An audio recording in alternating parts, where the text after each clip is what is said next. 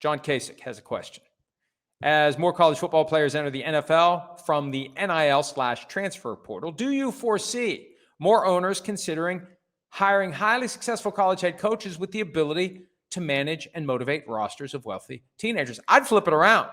I'd say we're going to see more colleges hiring NFL players, coaches, maybe NFL players to become coaches. That's a trend as well. Hire NFL coaches who know how to deal with guys who are motivated by money. Nick Saban acts like it's a bad thing that the players are motivated by money. The players are providing valuable services. Of course, they should be motivated by money. Anybody who does something that is good enough that someone will pay for should be motivated by that. That is capitalism. That is the American way. There's nothing wrong with it. Whether you're 28, 18, 38, 58, 68, it doesn't matter. Plenty of people younger than 18 make money. Entertainers, youth entertainers make money. There's nothing wrong with that. It drives me crazy that it's a problem that the spirit of amateur athleticism is but bullshit. That's just talk to deny people their money. Think of all the time with the Olympics and with college sports. Oh, it's amateur athletes. We can't pay amateurs. You don't want to pay them, and this is a great way to not pay them. So I think over time, you will have college coaches who thrive in this environment who might be more suited to come to the NFL. But I also think NFL coaches might be more attractive to the colleges as they continue to get their sea legs in this new world they're dealing with. Nick Saban, one of his big gripes about coaching the Dolphins, you only get one first-round pick. You go to Alabama, and everything's equal from a money standpoint. You can go charm family members and recruit great players. You can have 10 first-round picks. I guarantee you. Now, look, I don't know this because he's never going to admit it, but I think he got out because he could no longer rig the pre-existing system in his favor. The system changed. His cheese was moved, and he couldn't rig it in his favor anymore, so he got out. Because now it's all about money. And Alabama can't match the Texases of the world, the USCs of the world, the teams that are going to rise up because they've got the money. The money is what's going to drive it, and that's fine because it's all about money. Oh, we don't want college football to be a pro sport. It already is, and it has been for a long time. Eva G., why would the league remove preseason games if they're going to go to 18 regular season games? Why not just prolong the number of weeks of the season in general? Look, they don't like the preseason games. And the commissioner's argument has been, we've had 20 games forever. I remember when I was a kid, there were 6 preseason games and 14 regular season games. I remember watching Sonny Jurgensen on a weeknight in a preseason game in the 70s thinking this is awesome because what the hell else was I going to watch in August when you had 3 channels? But preseason, also a longer preseason was necessary to get the guys in shape because the sport didn't pay enough to allow guys to be professional athletes 12 months out of the year. When football season ended, a lot of them had to go work other jobs. A lot of them weren't in shape, especially because they were drinking and smoking a lot more than they do now. So it's always been 20. The argument 10, 12 years ago from the commissioner was the 4 preseason games stink.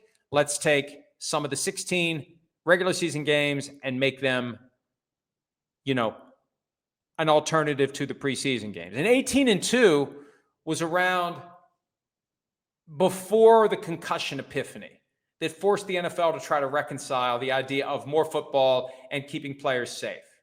So they couldn't do 18-2. They did the baby step to 17-3. The next step is 18-2.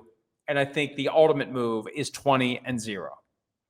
I don't know that it happens in my lifetime, but depending upon how old you are, it could happen in yours. No preseason games, 20 games that count, more money, more cash, higher ratings. Games that count do so much better. Now, preseason games, they still do better than other sports. The Hall of Fame game coming up on July 31 in Canton will be there for Lions-Chargers. It will draw a good number as football games that don't count go, as glorified practices go.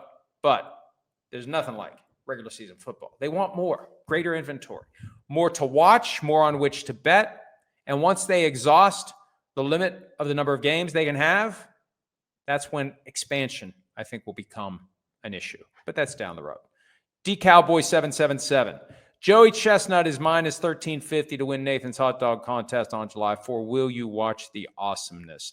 I can detect your bias, D-Cowboy, from your question. Look, I don't want to have big hot dog up my ass, frankly, over the next few days. But I generally believe, and this is my own opinion, you can do whatever you want. I don't care. I think competitive eating is disgusting. I think it's gross. I think it's repugnant. I don't want to watch people eat until they're ready to explode. And maybe it's because I always think when it's time for the hot dog contest of the pie eating contest from Stand By Me. But it is a disgusting act, and it is a sign of gluttony, and it's celebrated. And there are starving kids elsewhere in the world. I mean, I go back to that when I wouldn't finish my dinner. Not that I needed a whole lot of convincing to finish my dinner, but on the rare occasions when there was something left on the plate, I was reminded that there are starving children elsewhere in the world. And my response was, well, go ahead and pack it up and send it to them, which would get me in trouble, but it would usually be worth it. Anyway, I think competitive eating is gross. And I would believe that if NBC televised Nathan's hot dog eating contest, and as far as I know, they do, because I won't watch it. I don't watch it. I've got no interest in competitive eating, especially not the hot dog eating contest. Look, I want to enjoy a hot dog. If I watch somebody fill their gullet with hot dogs until they're ready to throw up hot dogs everywhere, I may not want to eat my hot dog. So I'd rather enjoy my hot dog and not have the thing I like become, this implement of potential projectile vomiting. Okay. Next topic. Acrisure Ward, was there ever any resolution of the class action suit against the NFL for the Sunday ticket package? Are we ever going to be given an option to just purchase our favorite team's games? I've been talking about this recently, but I think to the extent people are asking about it, they want to know about it. The case is pending on appeal. The NFL is challenging the ruling from the jury that they did engage in antitrust violations by insisting that Sunday ticket be priced at a high enough level to get people to not buy it, so they would instead watch the games available for free in their markets on Fox and CBS. Fox and CBS hated Sunday ticket. The NFL priced it high enough that it would placate Fox and CBS, so people would say, I'm not spending all that money. I'd love to watch Vikings games in the Pittsburgh market, but I'm not spending all that money because I don't care about all the other games. And the Vikings are going to have 5 games in standalone windows anyway, so I don't need to buy Sunday ticket for that. I'm not doing it. So, look, the potential for future liability is in plain sight. They haven't changed their ways. They've done nothing. I mean, when they talked to Apple about taking over Sunday ticket, Apple wanted to make it, I believe, ridiculously cheaper, or wanted to provide an option to go team by team or game by game. Ideally, if the customer was right, the customer would have the option to just buy one game at a time, one weekend at a time, one team at a time, something other than if you want to watch any out-of-market games, you've got to pay for the privilege of watching every out-of-market game. That, according to the jury, who reached the decision roughly a year ago to the day, is an antitrust violation. And if the NFL ultimately loses, billions will be on the line. It will be a massive obligation for the league and its teams to satisfy if this thing goes haywire. And I think they believe their ace in the hole is the U.S. Supreme Court.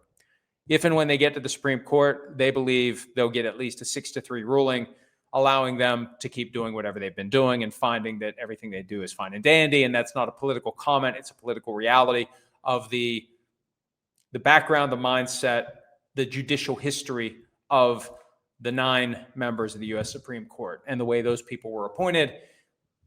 It's that simple. 6-3, the NFL will win. They'll spend a lot of money in legal fees to get there, but not nearly as much as if they lose that verdict and if they'd have to change their ways and completely reconfigure the way that out-of-market games are made available. But a better thing for consumers. And this is the model that makes the most sense. You've got your CBS and Fox games that are on the local over-the-air channels. And then on your cable package or your streaming package, you can flip around and all the other games are there. You're already paying for the services. You're not paying this extra exorbitant amount to only see those games. You put on FS1, there's a game. You put on USA, there's a game. You pull up ESPN Plus, there's a game. You pull up Peacock, there's a game. You can get all the games that you want without having to write that big check to what used to be DirecTV and is now YouTube every year. Stefan Peterson, what was the first NFL and non-NFL jersey you got and the first you actually spent money on? Now, the first non-NFL jersey I had was a nondescript blue jersey with 45 on it. And it wasn't tied to any team. It had no logo. It was just like from the Sears catalog, football jersey, blue with 45 on it, or purple with 45 on it. I can't remember, but it wasn't an NFL jersey. Now, even though I was an NFL fan from December of 1972 onward, it wasn't until 1987, because I was a Vikings fan in Steelers country.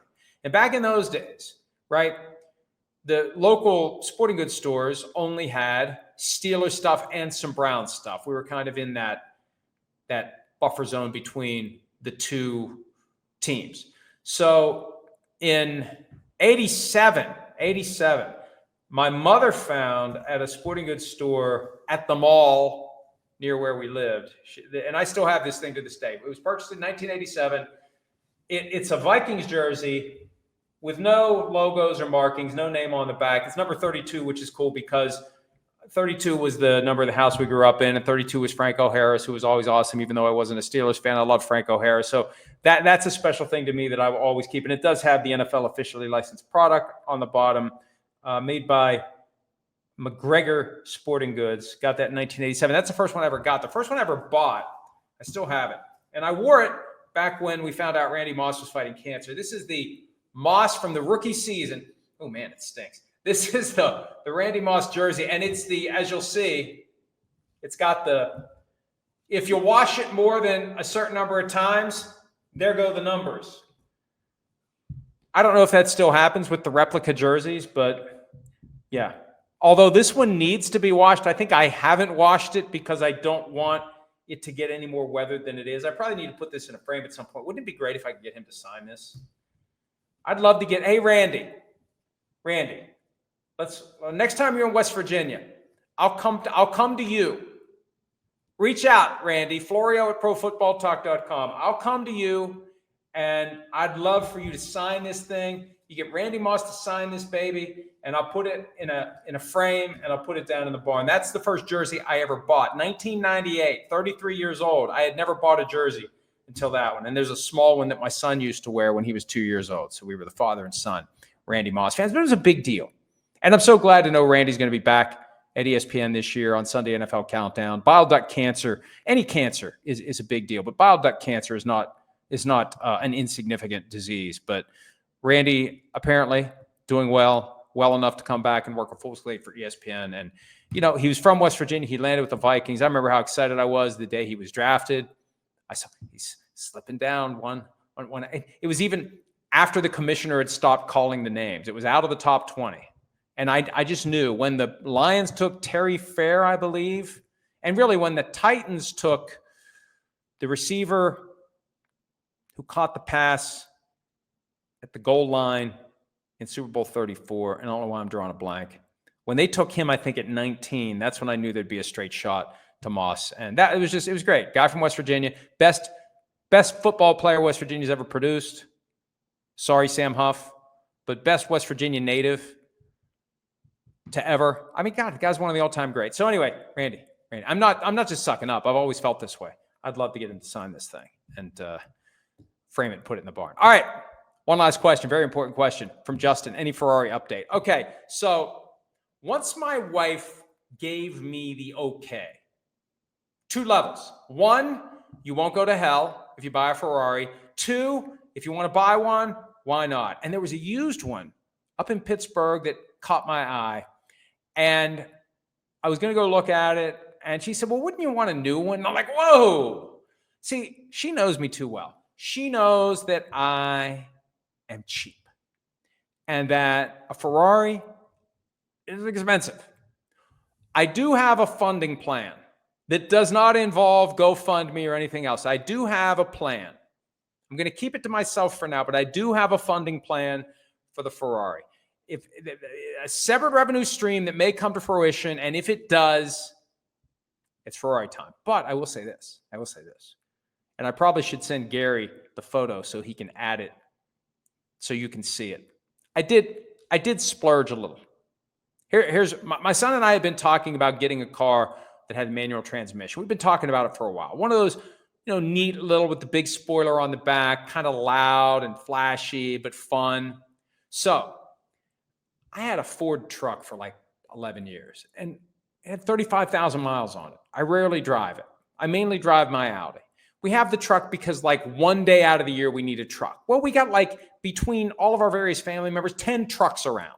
If we need to borrow a truck, we can find a truck. So I traded my truck for a Honda Civic R, Type R. 6-speed, fun little car. And when you factor in the trade of a nice Ford truck that only had 35,000 miles on, you get a pretty good deal. I didn't have to pay very much.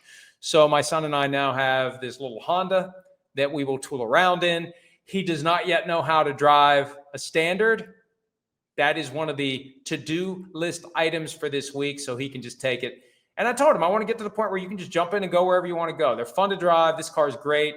I love driving it around. And that was my Ferrari compromise. Maybe at some point in the next year to 18 months, maybe there will be a Ferrari to replace or supplement the Honda. We're going to, you never know which cars are going to appreciate over time. This may be the last year they make the Type R Honda Civic, and you just never know. We may hang on to it for a while, let it become a collector's item. And I told him, hell, it'll be yours. Look around. Once I'm dead and gone, they're all going to be yours. On that happy note, that's it for today's PFT. I thought it was going to be a short one. Nope, not today. Once I get going, you never know how long I'm going to go. I do know this. I'm done for now. I'll be back on Thursday. No show on Friday, 4th of July holiday. Otherwise, content will be updated nonstop throughout the weekend at PFT. Thanks for some of your time. Have a great rest of your Wednesday. See you on Thursday. Hi, it's Mike Florio. Thanks for watching PFT on YouTube. Hit subscribe for the latest news and analysis from Pro Football Talk.